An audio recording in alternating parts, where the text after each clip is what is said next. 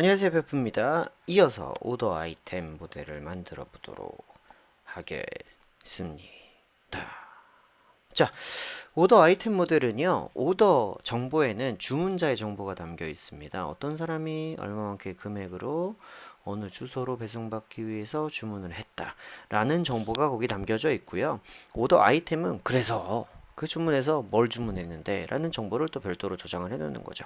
우리 카트 정보에 저장해 놨던 그런 정보들이 있으니까 그걸 갖고 오면 되겠다. 그렇습니다. 그걸 갖고 오면 돼요. 그걸 갖고 오면 되는데, 오더 아이템 지금 소스 코드 한번 살펴보실래요? 아직 타이핑 안 쳤지만 324페이지입니다. 그래서 324페이지에 보시면 프로덕트라는 거를 그 포린키로 연결을 했어요. 그럼 그쪽에서 제품 정보를 다 끌어올 수 있겠다라고 하실 것 같은데, 밑에 프라이스가 있고요. 퀀티티도 같이 있어요. 그래, 퀀티티 갖고 오는 건 이해돼. 몇 개 샀는지 저장해 놔야 되니까. 근데 프라이스는 왜 갖고 왔지? 라고 생각해 보시면 어떤 개념이냐면, 여러분 그 쇼핑몰을 실제로 운영을 해 보시면 이런 일이 좀 빈번하거든요. 우리가 개발자적인 마인드로 이렇게 해서 이렇게 써야 됩니다 라고 하는 거랑 실제로 운영할 때 벌어지는 일들이 좀 차이가 있어요.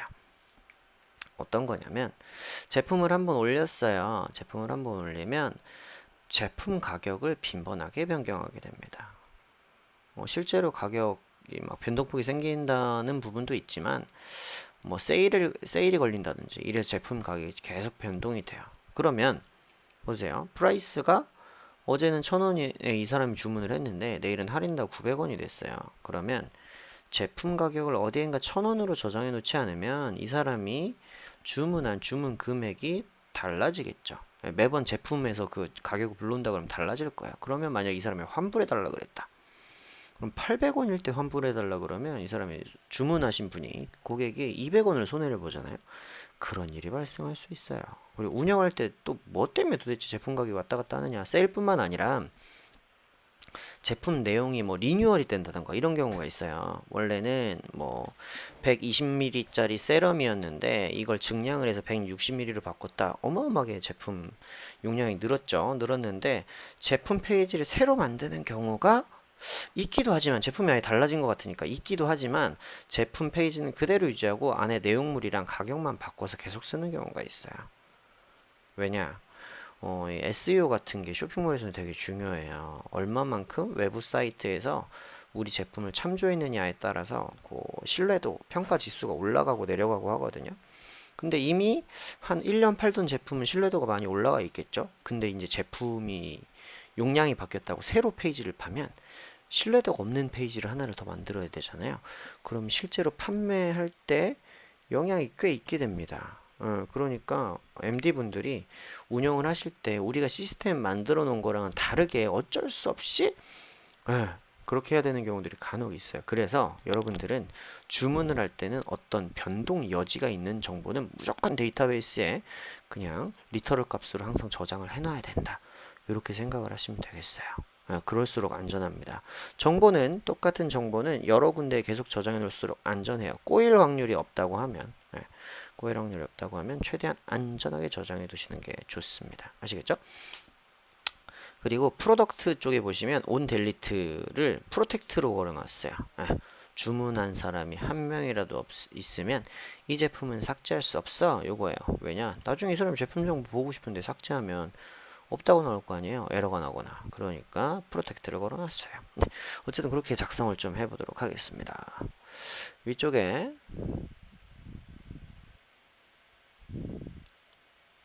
임포트를 조금 더 할게요. from.model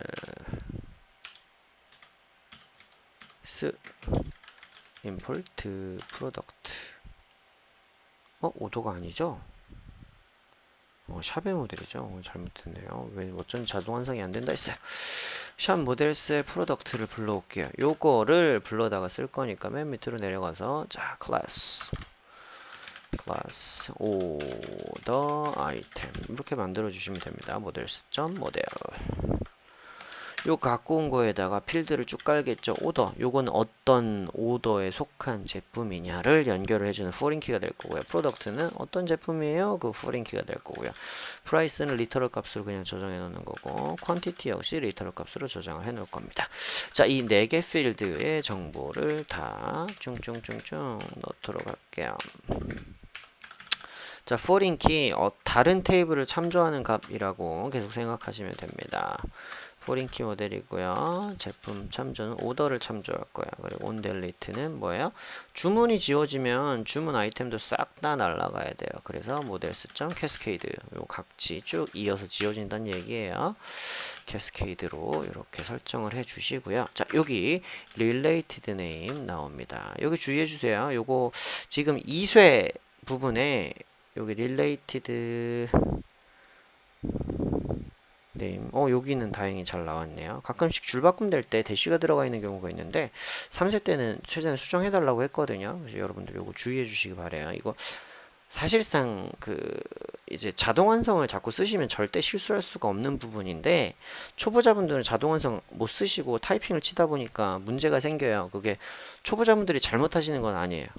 잘못하신 건 아니고 책이 편집이 잘못된 건데, 실무할 때도 그런 경우가 간혹 있어요. 여러분 어떤 소스 코드를 참조하실 때 타이핑을 치면 블로그나 이런 데 보셔도 오타가 있을 수도 있거든요. 그러면 그거 참조하실 때 주의를 하셔야 돼요. 자동 완성을 최대한 쓰셔야 됩니다. 어쨌든 related name에 items라고 있어요. 여기서 지정한 게 뭐예요? 위에서 불러서 쓴 요거예요. 여기 오더에 있는 items.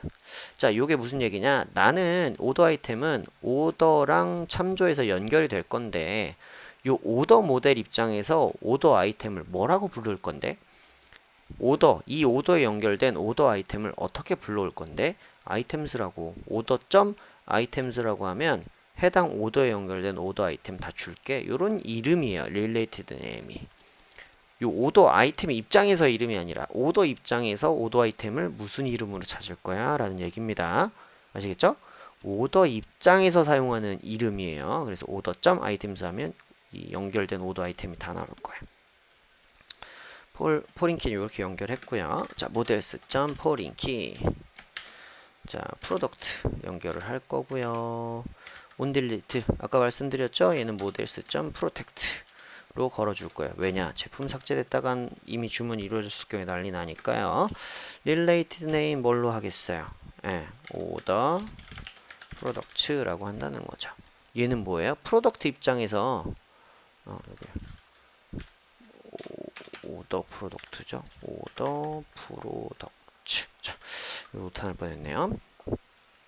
프로덕트 입장에서 야, 혹시 내가 어디에 주문이 들어갔니?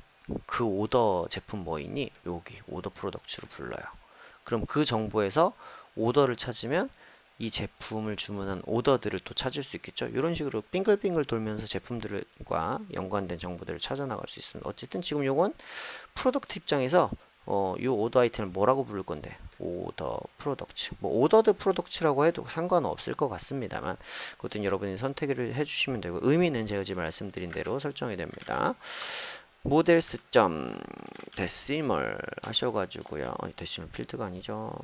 데시멀 필드 맞고, 맥스 디짓 몇 자리 할 거예요? 10자리까지 될 거고요. 데시멀 플레이시스 소수점은 2자리까지 할 거예요 라고 이렇게 설정을 해 주시는 겁니다. 제품 정보 계속 저장해 놔야 되니까, 요거 같은 경우에는 프로덕트에 있는 프라이스 필드랑 똑같은 거 설정하면 된다 정도로 생각하시면 되겠어요. 그 정보 저장해 놓을 거니까요. 자, 퀀티티는 모델점 바지티브 인티저 필드, 당연히 개수를 마이너스 개를 주문할 수는 없을 거니까 디폴트 최소값은 1 뭐 이렇게 설정을 해보겠습니다. 디폴트가 최소값이라는 얘기는 아니에요, 여러분. 최소한 1이라고는 돼 있을 거예요. 이렇게 얘기를 하는 거죠. 제가 강의를 찍으면서 말이 많이 조심스러워지고 있어요. 오해의 소지가 있는 것들을 최대한 피해야 되니까. 저는 책 쓸 때도 그랬고 강의할 때도 최대한 초보분들 입맛에 맞게 맞춰서 잘 강의하고 있다고 생각하는데, 그렇게 저는 잘 이해돼요 라고 하는 초보분들도 계시고, 여전히 좀 어렵다고 하시는 분들도 계세요. 그래서 오해 소지가 있는 것들은 최대한 줄여가 보려고 합니다. 그래서 막 제가 똑같은 내용 여러 번 설명한다고 지루해하시는 분이 계실 수도 있는데 그분들한테는 죄송하다는 말씀을 좀 드리겠습니다. 다른 분들을 위해서 이렇게 좀 하고 있어요.